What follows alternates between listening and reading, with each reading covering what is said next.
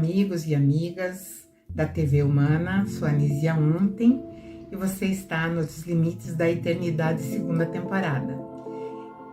Aqui nesse programa eu trago assuntos referentes ao Antigo Testamento num enfoque que sai do contexto religioso para nós analisarmos o contexto histórico, os fatos ali que estão gravados, sempre avisando, né, que muitas coisas foram perdidas, enfim.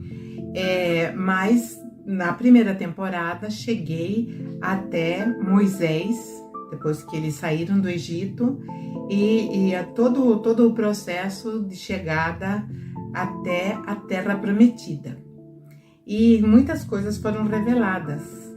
Por exemplo, né, quando daqui para frente estarei falando do segundo líder desse povo de Israel, mas eu gostaria de falar porque eles são chamados o povo escolhido. Essa denominação, povo escolhido, trouxe, assim, eu acho que algum prejuízo em relação àquilo que a gente vê no global, né? Por que povo escolhido? Então, lá na primeira temporada, eu trago as informações que houve a chegada de seres de um outro mundo, que esse outro mundo, embora ainda não seja oficialmente declarado, ele faz parte do nosso sistema solar. E esse outro mundo, num período muito recuado, que eu vou falar 455 mil anos, ele começa a ter um processo onde ele estava, né, se destruindo, porque a sua camada atmosférica estava destruída por motivos que eram telúricos, ou seja, do próprio planeta, e também porque essa camada havia sido várias vezes agredida por guerras nucleares. Então, eles começam a procurar e eles chegam, na pesquisa, eles chegam aqui nesse nosso mundo e eles percebem que tem uma fartura de minério, seja ouro, depois a prata, o cobre, depois o ferro. Inclusive, eles também fizeram uma exploração em Marte, só que aqui na Terra era muito mais ampla a oferta desse minério. E aí eles ficaram aqui e o trabalho que era realizado, um trabalho pesado, trabalho de minério, e os que vieram de lá, eles eram cientistas, não eram assim trabalho braçal. E quando eles chegaram aqui, eles tiveram que arregaçar as mangas e ir para o minério. Primeiramente, eles tentaram no mar, que no mar tem uma grande quantidade de ouro, mas só que o trabalho é muito hercúleo, então eles resolveram começar a procurar as minas na crosta da terra, não no mar, né, em terra firme. E aquele trabalho tão pesado foi cansando aqueles homens que vieram de lá. E houve, né, muito desconforto, rebeliões, houve até confrontos, né, porque eles não queriam se submeter a um trabalho tão cansativo, tão pesado. E aí entraram num consenso, porque de lá vieram também, né, esse outro planeta tinha lá o seu governante, e quando aconteceu a exploração aqui, ele enviou os 3 filhos. Então era o primeiro, que era o mais velho, mas não o primogênito, porque ele não era filho, né, desse governante com a mesma. Então ele não era contado como primogênito para a sucessão. Aquele que seria o sucessor legal seria aquele que tivesse nascido da união ou do casamento, né, do governante com uma meia-irmã, sempre lembrando que essa meia-irmã, ela devia, né, legalmente ser filha só do mesmo pai. Nunca podiam fazer união com filhos da mesma mãe. Então, esse governante mandou o seu primogênito sucessor como governante, porque ele tinha uma visão de administração muito grande, enquanto que o seu primeiro, que veio na frente, ele era um cientista, assim, né, tinha vários conhecimentos, não era só focado, vamos dizer assim, na engenharia ou em TI, não, né, ele era completo. Inclusive, uma das áreas que ele se interessava muito era a genética, né? Ele era um geneticista, então era onde ele gostava mais, era onde ele punha mais o foco da sua atenção. E o outro não, esse que seria legalmente o sucessor, o outro gostava de administração, de organização, de implantação, então ele tinha uma outra visão. E então ele vem, esse segundo, né, filho, que seria o primogênito perante a sucessão, e também a sua filha, né? A sua filha, que era também ligada a todas digamos assim, os segmentos da medicina. E então, esse trio que veio para cá, eles começaram a distribuir, porque essa filha, ela vem porque eles precisavam também de ter esse corpo médico para ajustar, né, as condições sanitárias daqueles que estavam aqui, de saúde. E contando assim, parece um conto, né, mas foi realidade. E quando eles começaram a ter problemas, porque aqueles cientistas que estavam ali trabalhando na mineração se cansaram, eles começaram a fazer murmúrios, revoltas, enfim, criaram uma situação muito grave. Cruzaram os braços e falaram: não faremos mais nada. E aí foi aquilo que faltava para aquele que veio primeiro, ter, né, a oportunidade de propor, porque o governante do outro mundo, que era pai dos três, estava aqui devido à situação que estava acontecendo com os mineradores.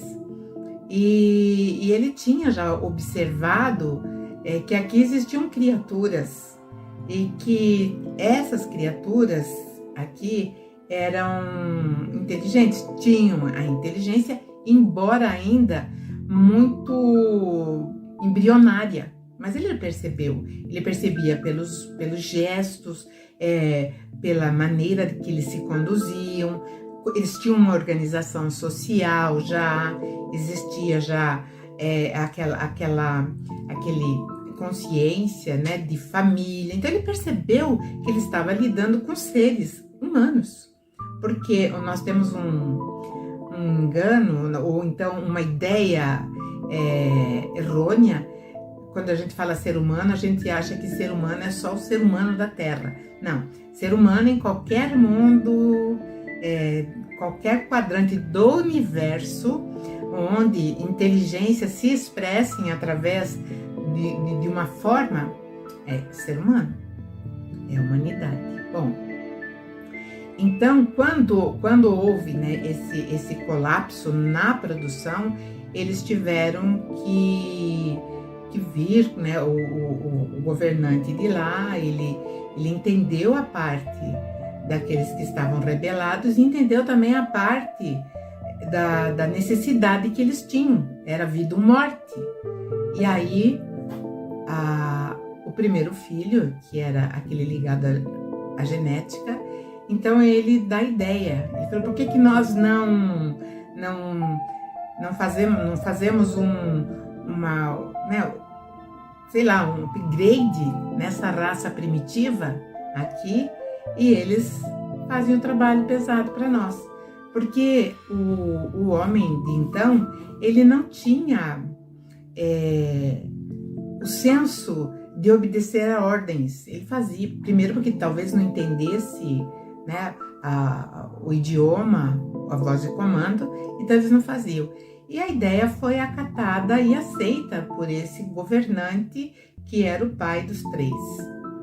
E então ele estabelece que sim, que ele aprovava que o filho fizesse. E mandou uma outra expedição, inclusive com outros filhos daqueles que estavam aqui, que também tinham especialidades dentro dessa área, dentro desse circuito, entre tantos outros. Bom, enfim, então foi feito o primeiro protótipo da miscigenação racial de lá e daqui da Terra. E o resultado, primeiro não deu certo, 1, 2, 3, 4 vezes, várias tentativas, aí acontece, dá certo. E então nós ficamos assim, né, mais arrumadinhos, mais bonitinhos. Mas, né, a Bíblia registra isso como a criação de Adão e Eva. Mas se nós observarmos bem nos primeiros versículos da Gênesis, lá tem que já existia, né, o macho e fêmea. E aí quando a criação de Adão, aí sim é essa raça aprimorada, que é o primitivo, né, o homem primitivo da terra, ou então o terrestre, e eles que já tinham uma desenvoltura intelectual muito, muito além da nossa. E deu tudo certo. Era inteligente, falava, pensava, aprendia com facilidade, enfim, ele mesmo, o protótipo, jamais, né, pôs a mão na massa, mas sim os seus descendentes. E aí, por isso que esse conceito, né, povo escolhido, é justamente porque tem essa pureza, porque foram criados dentro de um critério rigoroso de qualidade. Mas, vamos ver o outro lado, aqueles que vieram de lá, aqueles que não estavam felizes, né, com o trabalho, eles tinham tomado para si, isso está no capítulo 6 da Gênesis, para si mulheres da terra. Então, eles começaram a fazer uma procriação que meio degenerada. Então, a raça já não era tão, digamos assim, tão pura quanto aquela que foi feita dentro daquele critério. E o resto, então, daí eles foram se misturando em volta. E aí é interessante frisar que dentro lá desse mesmo versículo 6 da Gênesis, fala que esses seres que vieram, que muitos chamam de anjos caídos, eles tiveram filhos com mulheres da terra, e esses filhos eram gigantes, porque eles tinham uma altura muito maior que a nossa, muito acima da média. Hoje, se nós encontramos uma pessoa com 2 metros, 2,10 metros, nós achamos que um gigante, mas eles eram bem mais altos que isso.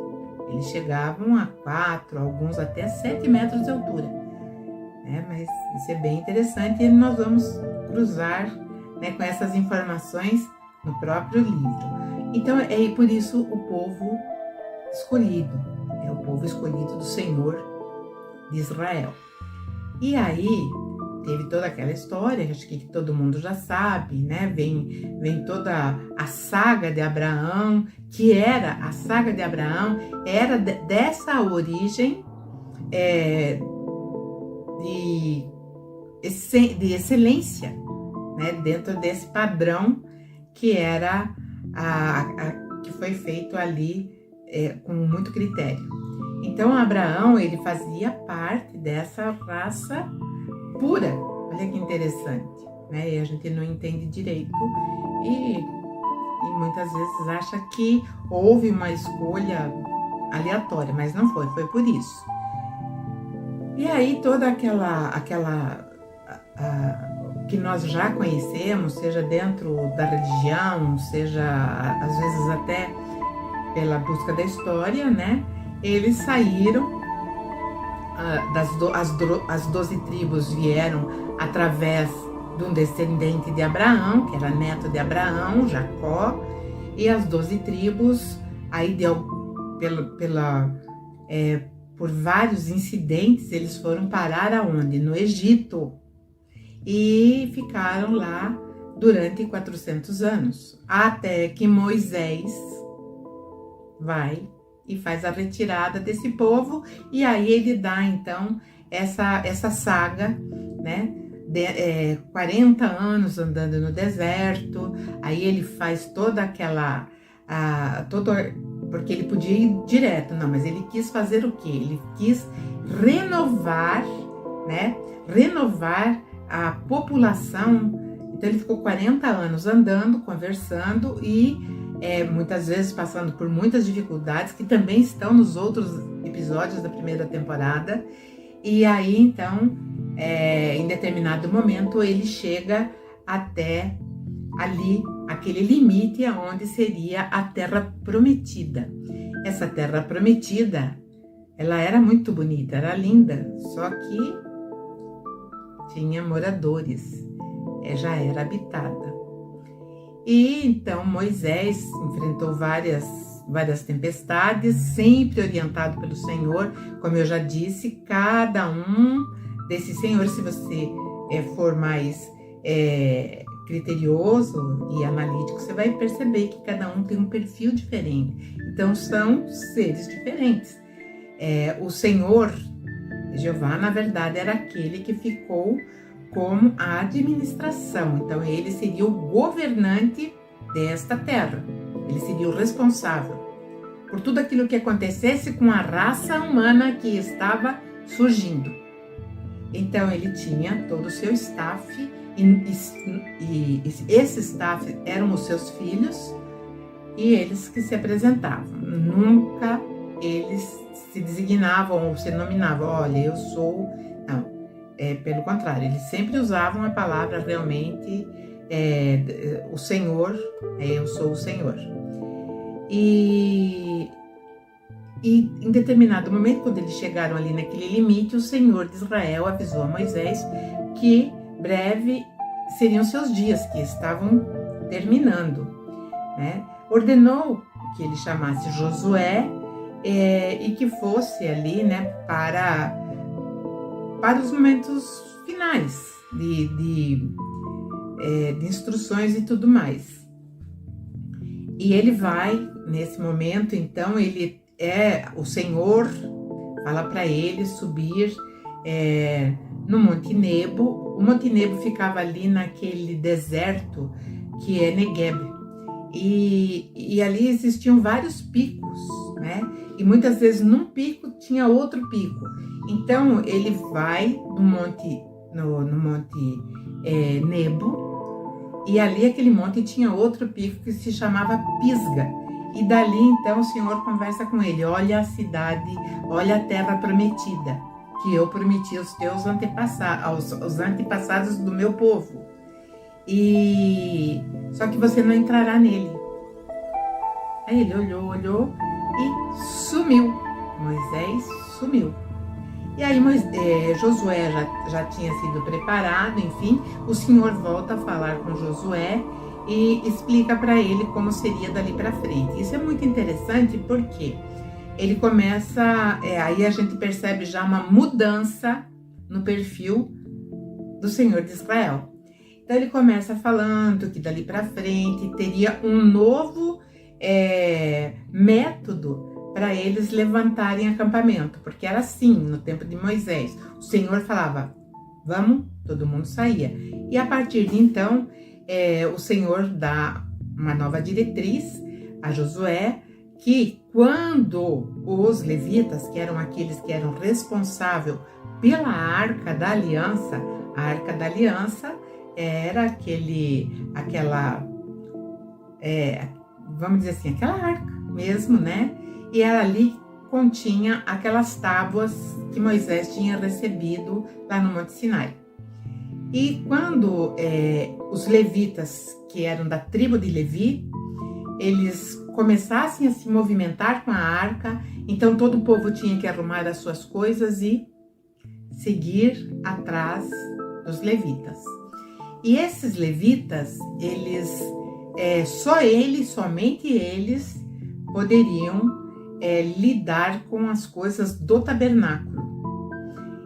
E quando uma ordem muito bem expressa é que eles nunca se aproximassem daquela arca, qualquer um que não fosse levita, menos de 1 quilômetro, eles não podiam chegar perto.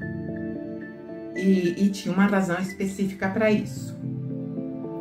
E aí, antes de Moisés sumir, então o Senhor já tinha falado, olha, esse povo eu conheço, eles já fizeram várias rebeliões, eles vão fazer e vão continuar fazendo depois de você. E não vai ser fácil. Josué escutando tudo isso, eu não sei como Josué interpretou isso e qual foi a vontade dele continuar nessa missão, mas ele era obstinado, né? E então Josué assume, e aí o Senhor fala, olha, eu já vou começar a mostrar para o povo que você não está só e que eu estou do teu lado e continuo sendo o Senhor de Israel. E aí faz lá, né, a responsabilidade de Josué fazer com que aquele povo, né, lesse o estatuto que Moisés escreveu. Moisés escreveu isso, escreveu estatutos e escreveu as leis. Então muitas pessoas acham que foi uma, vamos dizer assim, uma cultura oral, né? Um conhecimento oral que foi passado de pai para filho. Não. Então é muito claro, Moisés escreve e deixa tudo escrito, assim como tudo aquilo que ele tinha ouvido lá no Monte Sinai, no Monte Horeb, onde ele recebeu as tábuas da lei, e ele então deixa tudo escrito, por escrito. E aí, logo nos primeiros capítulos do livro de Josué, a gente vai ter essa informação.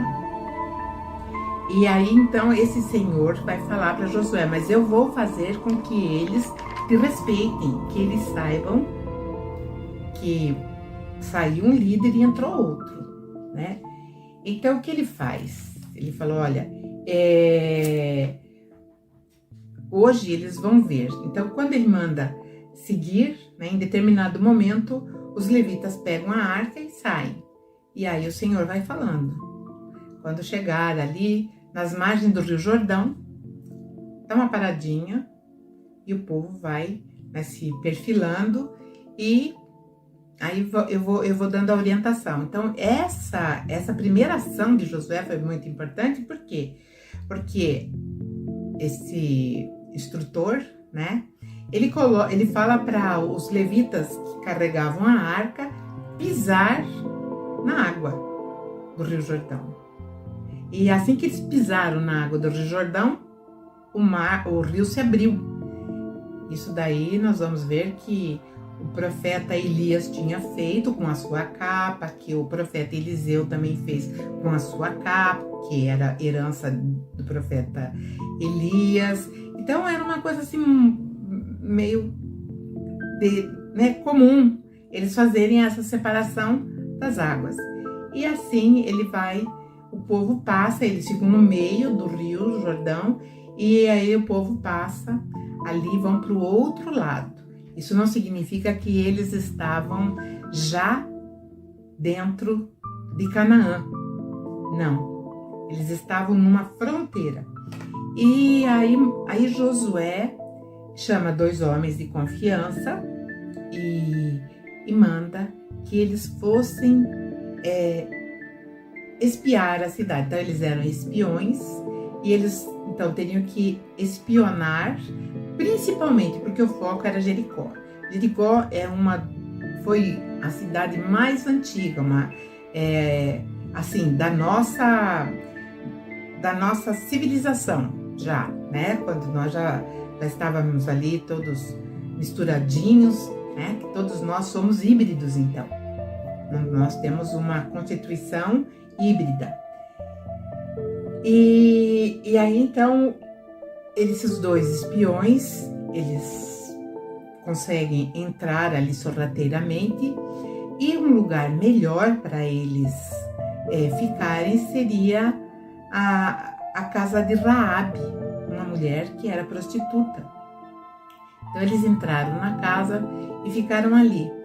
Só que, né, o rei daquela região ficou sabendo e falou, então entraram dois homens de Israel aqui. E eles foram lá, e mandou mensageiros lá. Então você vai ter que colocá-los na nossa frente, porque eles são espiões. E aí a moça falou, né, aqui é uma casa que entra muitos homens, eu nunca pergunto de onde são, quem são, senão são negócios, né?